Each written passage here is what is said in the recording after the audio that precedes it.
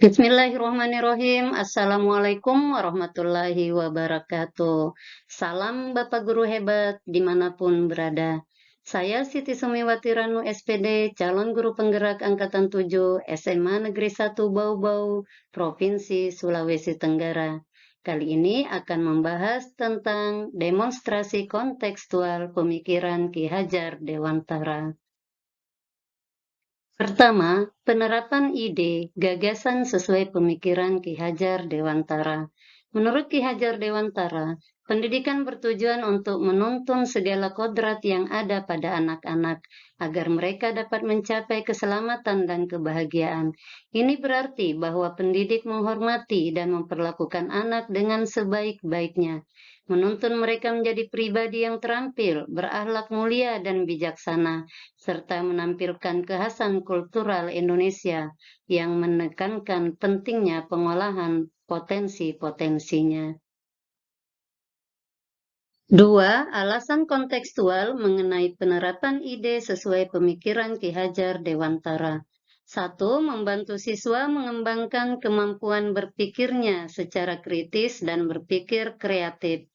Dua, memberi tuntunan dan arahan agar anak tidak kehilangan arah dan membahayakan dirinya. Tiga, mengingatkan siswa jika melakukan kesalahan segera meminta maaf, belajar menghargai pendapat teman. Jika ada masalah dalam kelas dan sekolah, maka diselesaikan dengan musyawarah dan kekeluargaan. 4. Membantu orang tua mengerjakan kebiasaan-kebiasaan yang baik, serta menanamkan budi pekerti yang baik pula. Jadi, pada dasarnya, tujuan kita adalah membantu siswa mengembangkan komunikasinya, berpikir kritis, dan keterampilannya dalam memecahkan masalah, dapat bersikap dan bertindak sesuai dengan kodrat alam dan kodrat zaman, serta bijak dalam mengambil keputusan untuk kelangsungan hidupnya. 3. Demonstrasi hasil penerapan ide gagasan pemikiran Ki Hajar Dewantara secara kontekstual. Ini dapat kita lihat dalam kegiatan sehari-hari yang ada di kelas maupun di sekolah. Contoh, pengembangan karakter anak, kegiatannya berupa yasinan bersama yang diadakan secara rutin setiap hari Jumat pagi, dilakukan secara bergiliran oleh tiap kelas. Tujuannya agar siswa lebih meningkatkan keimanan dan ketakwaan kepada Tuhan Yang Maha Esa. Di sekolah juga dapat diterapkan nilai-nilai luhur warisan budaya daerah. Misalnya, budaya masyarakat Buton. Ada istilah Popiayara, artinya saling menjaga hubungan sosial dan silaturahim. Posuo, memiliki relevansi penguatan karakter anak karena anak gadis akan berperilaku baik, mempunyai tata nilai dalam kemanusiaan, serta anak selalu menjaga harkat dan martabat dari keluarganya.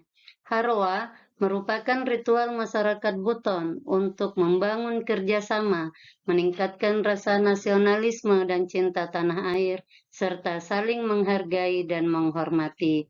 Dan Poangkang Kataka artinya saling menghargai, menghormati, atau toleransi, mengasihi, dan membantu. Di dalam kelas, diskusi kelompok dapat dilakukan dengan tujuan kolaborasi dengan teman dalam diskusi akan memberi manfaat terhadap berkembangnya pemikiran siswa dan mendapat pengalaman baru dalam mengungkapkan pendapatnya serta menghargai pendapat teman. Penanaman nilai-nilai Pancasila juga tidak lepas dari apa yang kita ajarkan, misalnya nilai gotong royong. Ini tujuannya agar siswa mampu berpikir bahwa seberat apapun pekerjaan yang dilakukan akan terselesaikan bila dilakukan secara bersama-sama. Dan yang terakhir, pengembangan bakat dan minat. Maksudnya, siswa diberikan ruang dan waktu untuk mengembangkan bakat dan minatnya. Kemudian masing-masing anak memiliki bakat dan minat yang berbeda-beda itu, maka pendidik dan sekolah harus memberikan kesempatan bagi mereka untuk mengembangkannya. 4. Tantangan dan solusi penerapan pemikiran Ki Hajar Dewantara. Tantangan di sekolah. Tidak semua warga sekolah paham dan mengerti pemikiran Ki Hajar Dewantara, sehingga dalam pelaksanaannya tidak sepenuhnya tercapai seperti apa yang diharapkan tujuan pendidikan.